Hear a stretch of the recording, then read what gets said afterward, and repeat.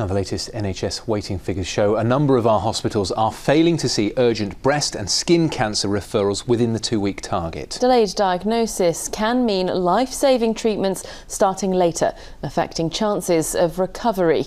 Well, for more on this, we can speak to our political correspondent, David Wood, who's been looking at the data for us. David, this is a really worrying situation for patients then.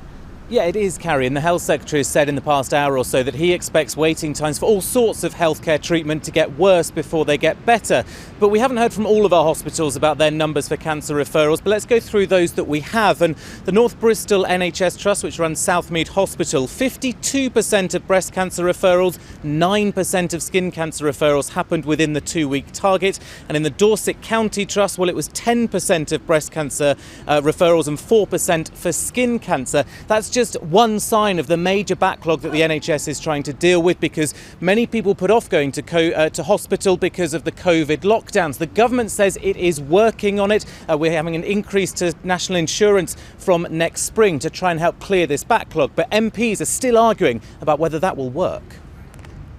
This is a meagre attempt to fix the NHS funding gap, which it won't, and nothing more than a statement of intent that in a few years the money will be moved to social care. £12 billion more each year for the NHS for the catch-up programme to provide funding for up to 9 million extra checks, scans and operations over the next 3 years. The NHS running at 110% of its pre-pandemic levels by 2023-24.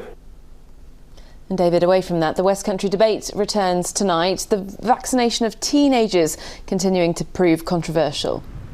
Yes, it is. I think a lot of the focus here in Westminster this week has been on social care and the NHS backlog. But over the next few weeks, I think vaccinations, in particular for younger teenagers, will become a pretty hot topic. At the moment, Chris Whitty, the Chief Medical Officer, is trying to work out whether it's the right thing to offer the jab. But 16 and 17-year-olds are getting it very rapidly. The government's pleased by that. It's been offered to them. We were at the city of Bristol College earlier, where youngsters say they're very happy to get their jabs.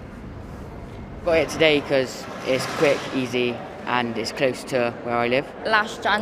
This January, my granddad passed away of COVID, so I didn't want to put anybody else at risk, knowing full well my granddad died of it. I just decided to get the vaccine to make sure that there's a less likely chance of me getting it, so I don't spread it, and so I don't take it home to my parents and that, because I don't want to get it and I don't want to spread it, so it's just easier to get out of the way.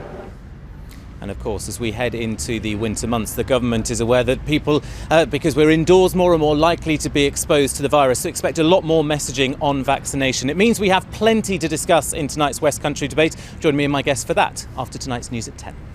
OK, David, live in Westminster, thank you.